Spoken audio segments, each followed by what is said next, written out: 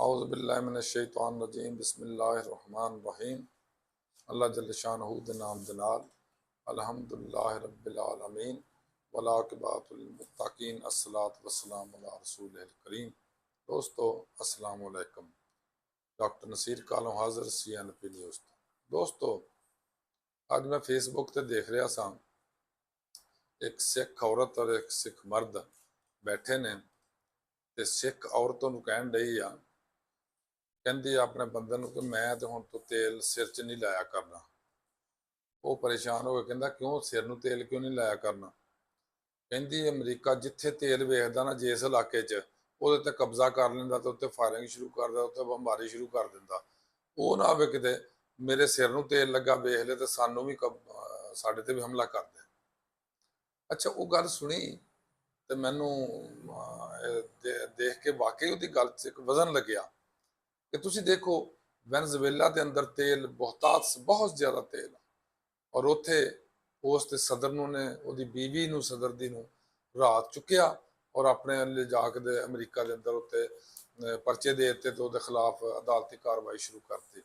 उस तो इलावा उत्थे दी जिहड़ी नायब सदर सी, जिहड़ी सदर ट्रंप नाल मिली मिलाई सी, उहनूं जनाब सदर बनाता। वो हुण उत्थे सत्ते जिन्हों कहंदे ना सत्ते घ्यो च ते सिर कढ़ाई च, वो हुण जनाब वैनेज़ुएला का सारा तेल अमरीका का तो इन्हां कोल है ही सी, वो सारा तेल ही उत्थों का कब्जा कर लिया। उस तो बाद तुसीं गौर करते जाओगे ना तुहानूं समझ आउंदी जाएगी कि मशरक़ वुस्ता जिन्नियां लड़ाइयां ना उहदी वजह बेसिकली तेल ही आ। क्योंकि ईरान देखो, ईरान बहुत बड़ा तेल के रिसोर्सिस ने, गल्फ मुल्क जिन्ने ने, खलीजी ममालिक जिन्ने ने, सऊदी अरब ला लो, बहरीन लगा लो, कुवैत लगा लो, अपने इस लाइन जिन्ने भी मुल्क कतर शतर ये सारे तेल नाल माला माल ने और सारे उत्ते अमरीका ने अड्डे बनाए ने। क्यों कि उन्होंने दे तेल तो मुसरफ भी लैंदा, तेल भी ले जाता, कर्जा भी ले जाता, पैसे भी ले जाते और लुटमार भी मचाई आ। फिर सब तो बढ़ गया उन्होंने मुसलमानों इकट्ठिया नहीं होने दिता। और सब तो जड़ा खतरनाक चीज़ आ वो ये आ कि अमरीका और इसराइल ते अगे इंडिया भी इन्हें तिन्हों ने एक नवा काम शुरू कर लिया और शायद असीं भी इन्हां कोल सीख के काम शुरू कर लीए। उन्होंने कहते हैं फॉल्स फ्लैग ऑपरेशनस, कि एवें किसी ते हमला करता, एवें कोई हरकत करा ली, उस तो बाद कभी किसी का नाम लगाता, कभी किसी का नाम लगाता, कभी किसी का नाम लगाता। जिस तरह इंडिया के अंदर अक्सर होते रहे वाकयात, इस तरह इसराइल भी ये करता कि मुख्तलिफ अरब मुसलमान मुल्कों के उत्ते मिसाइल छड़ दिंदा तो मुड़ के अपने जिहड़े प्रैस दे विच या मीडिया के उत्ते खप पा दिंदा कि जनाब ईरान ने छड्डिया। इस तरह अमरीका ने तुसां सुनिया होना 11/9/11 जिहड़ा होया सी वाकया, उहदे च भी क्या यह जांदा वा, सुनिया यह जांदा वा कि उहदे च अमरीका दे नहीं बल्कि मोसाद जिहड़ा इसराइल दी एजेंसी है, इंटैलीजेंस एजेंसी आ, सारी कार्रवाई उन्हें की सी सिर्फ अफगानिस्तान ते हमला करने वास्ते। और उसका नतीजा की निकलिया सी कि अमरीका के अंदर खूब तबाही लाई। फिर वो अमरीका ने अपने एक कानून पास करके कि जनाब असीं ये सारे नैटो नाल लैके सारे हमला करांगे, अफगानिस्तान ते हमला किया और अफगानिस्तान की इट तो इट मिला छड्डी। उस तो बाद की किया, उत्थों कुछ ना निकलिया, फिर जनाब इन्होंने इराक के उत्ते हमला करता, सद्दाम हुसैन को रस्ते च उठाया, उस तो बाद लीबिया ते शुरू करता काम, कज़ाफी साहब रस्ते च उठाया। जड़ा भी इन्हों के खिलाफ को आवाज़ उठाता और यही वजह कि अज इमरान खान भी अंदर आ। क्यों वो तुहानू याद होना सारा कि जड़ा एक कागज़ भिजवाया सी इन्हां दे अमरीका वालों साडे सफीर ने भेजिया सीगा और उस तो बाद बड़े मामलात खराब आए, हुकूमत चेंज हुई जिन्हों असी अज तक भुगतते पे हैं। जिहड़ियां हुकूमत माशाअल्लाह आईयां ने वारी वारी, 3 हुकूमत तीसरी हुकूमत चलन रही है ना, इन्हें तबाही ला छड्डी है मुल्क की।